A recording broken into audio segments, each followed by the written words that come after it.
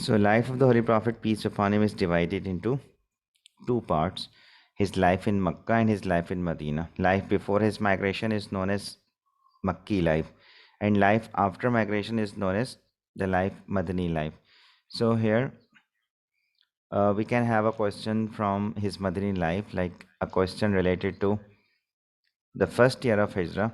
It could be outline the major events of the Prophet, peace upon his life, following the Prophet's arrival in Medina, or describe the events in Medina which immediately followed the Hijrah, mentioning especially the immigrants and the helpers. Particularly, you need to focus on the role and the immigrants and the helpers, what they did at that time. So first of all, you have to write about that you can briefly write about the Prophet's arrival, that how he was welcomed, that his camel had stopped at an empty ground, and it was the property of two orphans, Sahal and Sohail. So you can give a detailed and concise narrative of the events that occurred once the Prophet, peace upon him, arrived in Medina.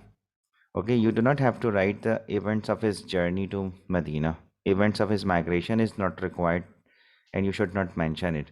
So you can mention that he was welcome, and his she camel, Qaswa, it stopped at an empty ground, which was the property of two orphans, Sahal and Suhail. Holy Prophet, peace be upon him, decided to build a mosque.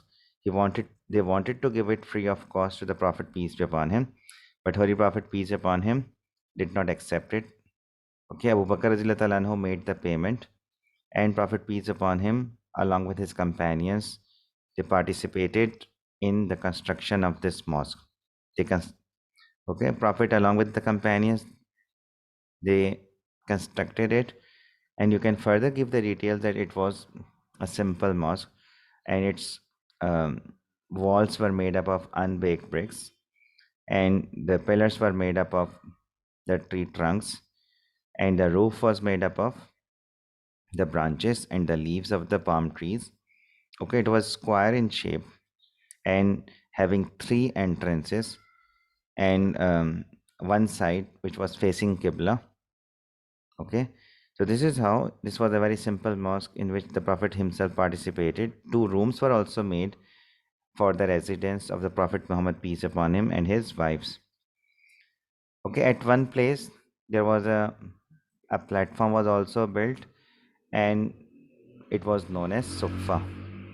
Some of his companions, those who were not having any shelter, they were living there.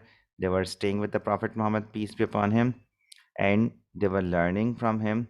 They are known as Ashab Suffa, the people of Suffa, this platform. Okay, the first paragraph would be about the construction of the mosque. In the second paragraph, you can write about the system of azan was introduced. Okay, since after the migration, Muslims, they were able to perform their prayers in congregation. The mosque was built. Okay, Prophet, peace upon him, when he arrived Quba, the first task which he did, that he built a mosque there.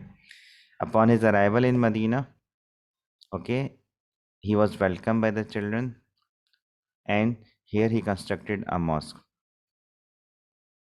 Okay, and while mosque was being constructed, Holy Prophet, peace be upon him, stayed in the house of Abu Ayyub Ansari, one of his companion. Fine. Give the other details. Like, you can talk about the azan was introduced. The city was renamed to Madinatun Nabi.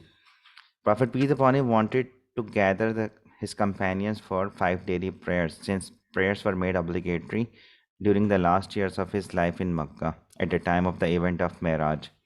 But since they were not able to perform it in congregation openly, that is why there was no proper system of calling them for the prayer. Holy Prophet, peace upon him, discussed the matter with his companions. Different suggestions were given by them. Some suggested to bell the rings, to ring the bells, and to burn a fire, or to blow a horn. Okay, Umar Radhiyallahu anhu at that time suggested to announce that prayer is about to begin. That prayer is about to begin. So Umar Radhiyallahu anhu suggested.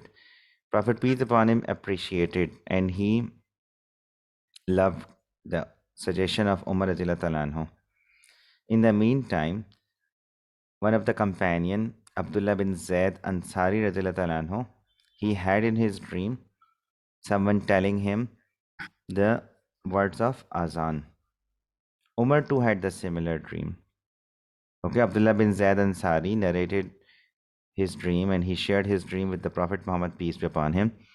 Okay, Holy Prophet, peace upon him, asked him to teach these words to Bilal since he had a loud and beautiful voice. Okay, Bilal was appointed. Bilal recited the Azan. Okay, and when these words reached Umar radiallahu anhu, he rushed to the mosque, informing the Prophet, peace upon him, that he too had the same dream. He too had the same words in his dream, and Holy Prophet, peace upon him, considered it a divine guidance, a guidance from Allah Almighty. And from that time, Bilal has been appointed as Muazzin. Okay, and the system of Azan was introduced.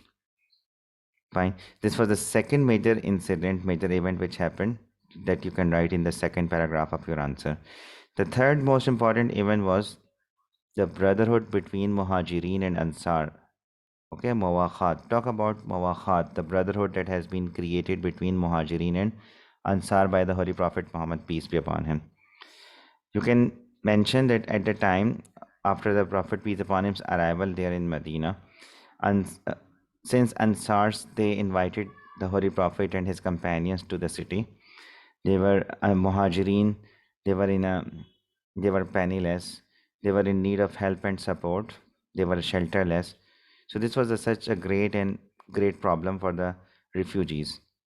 Holy Prophet, peace be upon him, wanted to solve this problem immediately after his migration. So he gathered Muhajirin and Ansars in the house of Anas bin Malik. He gathered these people. Okay, some sources mention that 45 were Muhajirin and 45 were Ansars. Equal number of Muhajirin and Ansars were gathered in the house of Anas bin Malik. Altogether, 90 people were there. Okay, 90 people were there and they were gathered. And Prophet, peace be upon him, paired them. He created a brotherhood relation between Muhajirin and Ansar.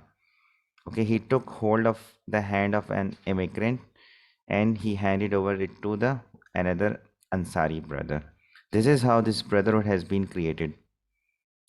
Ansars, they set the greatest example of sacrifice. They shared their belongings, their properties, okay, and they gave preference to Muhajirin over their own needs. Okay, and Quran also talks about their sacrifice, that they prefer their immigrant brothers over their own needs, over themselves. Okay, give some examples of brotherhood that has been created by the Prophet, peace be upon him. Okay, you can give the example that Abdul Rahman bin Auf, an immigrant, he was made the brother of Saad bin Rabi. Okay, Prophet created brotherhood between Abdul Rahman bin Auf and Saad bin Rabi. Saad bin Rabi, okay, offered him one of his house. He had two houses. Okay, he has two gardens. Okay, Saad offered him to take one of it. This is how Ansar is supported. Saad even offered him one of his wives since he has two. But Abdul Rahman did not accept it. Okay, he did not take any advantage of this offer.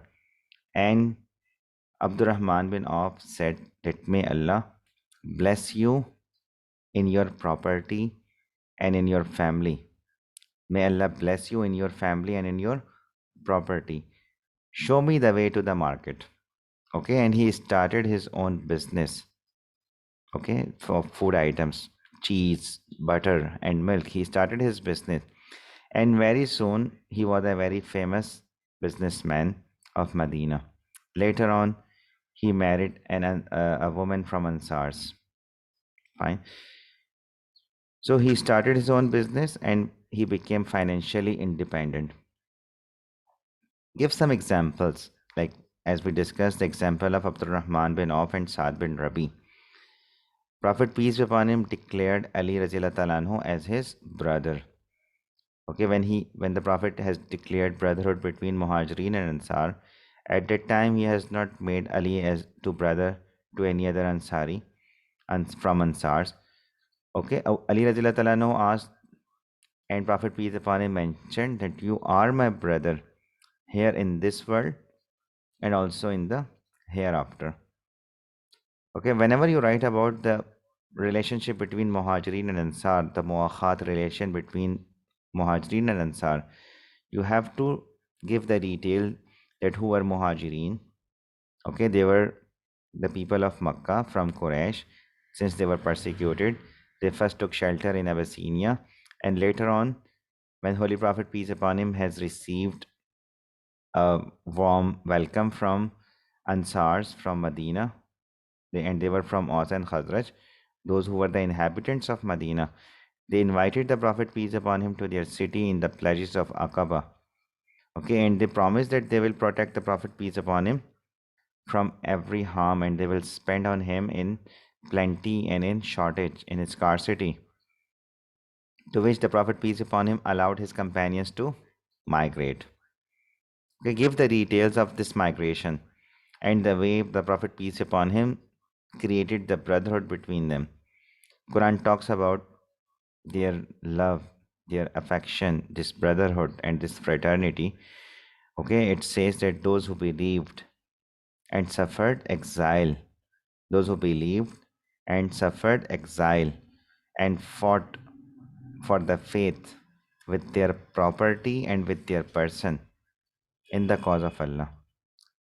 Okay, so they were all muhajirin, those who believed and adopted exile, migrated, and fought for the faith with their property and their person in the cause of Allah, as well as those who gave them asylum and aid, those who gave them shelter, those who gave them aid. They are all friends and protectors of one another. Quran itself has declared that they are brothers to one another. They are supporters to one another. Fine. And at another place, Quran says that they are the real believers. They are the believers in reality. They are the believers in truth. This is how these people have been praised by Allah Almighty in the Holy Quran through these verses. You need to give these examples in your answer and some quotes of the Quranic verses in your answer when you talk about this relationship and this brotherhood between Muhajirin and Ansar. Then afterwards, you also have to write about the treaty, the Charter of Medina also, that was signed with the Jews. Fine. So you, in the next paragraph, in the fourth paragraph, you can talk about the treaty signed with the Jews, the Charter of Medina. You can say that the Holy Prophet peace upon him was a great political leader. He was aware about the situation there in Medina. After his arrival in Medina, he has noticed that there are Jews and there was a threat of attack from the Meccans since they had planned to assassinate the Holy Prophet peace be upon him at Dar al-Nadwa. So he was aware and he knew that it was very much important to sign a treaty with the Jewish tribes for the peaceful propagation of Islam in Medina and to avoid any type of conspiracy against him or Muslims. The three Jewish tribes were Banu Kanuka, Banu Nazir, and Banu Qurayza. These three Jewish tribes, they were inhabited inside Medina. So Holy Prophet peace upon him gathered Muhajirin, Ansar, and Jews and signed a mutual agreement between the three. All three they agreed on a mutual agreement. Okay, and according to that, the religious freedom was given. Okay, this treaty was actually with Jews, and it was actually the constitution of Medina, the charter of Medina, the constitution of Medina, that how Medina would be governed and how Medina would be ruled over. So at that time, what were the terms of this treaty? According to the terms of the treaty, Jews and Muslims, they will constitute one nation. They are politically one nation. Muslims and Jews living in Medina, they will be politically one nation. Fine. They would be given the religious freedom. Okay. And in case of attack on Medina, both Jews and Muslims, they will defend it. And Jews, they will not make any alliance with the enemies of the Muslims. They will not give shelter to Quraysh, since Quraysh were the enemies of the Muslims. Their enemies would be common, and their friendship and alliance would be common. And in case of any dispute amongst them, the decision of the Holy Prophet, peace be upon him, would be considered final. In case of any in case of any dispute, in case of any attack, or in case of any dispute or disagreement, the decision of the Holy Prophet, peace upon him, would be considered final. And this is how Holy Prophet, peace upon him, got the leadership position, and he was made the head of the state, the head of the Islamic empire at that time. So Holy Prophet, peace upon him, according to this, the treaty, Jews, they would be dealt according to their own laws. Religious freedom was given. They would be dealt according to their own laws. These things were agreed, and these are the major events that took place in the first year of the Prophet's life after his migration to Medina. Fine. So that all about the major events, the major things that you have to mention in your answer when you write about the major events of the first year of the Prophet's life in Medina.